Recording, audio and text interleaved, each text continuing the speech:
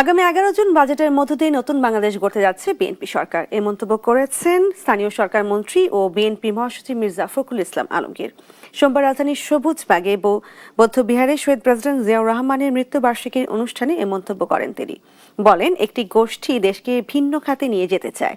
এ সময় ক্ষমতায় আসার পর থেকে প্রধানমন্ত্রী তারেক রহমান যুগান্তকারী সব সিদ্ধান্ত নিচ্ছেন বলেও জানান তিনি। জিয়াউর রহমানের স্বপ্নের রেইনবো বাংলাদেশ করতে বর্তমান সরকার কাজ করছে বলেও জানান মন্ত্রী।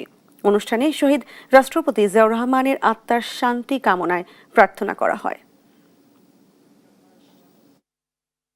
আগামী 11 তারিখে বাজেট হবে। আমরা অত্যন্ত আশাবাদী এই বাজেটের মধ্যে দিয়ে আমরা দেখব যে নতুন বাংলাদেশকে গড়ে তুলবার জন্য নতুনভাবে পদক্ষেপ নেওয়া হচ্ছে। আমরা একটা অসাম্প্রদায়িক বাংলাদেশ তৈরি করতে চাই। একটা গোষ্ঠী মাথা চাড়া দিয়ে উঠছে, এ ব্যাপারে আমাদেরকে সকলকে সচেতন থাকতে হবে। তারা ধর্মের নাম করে তারা বিভাজন সৃষ্টি করতে চায়, এটা আমরা হতে দিতে পারি না।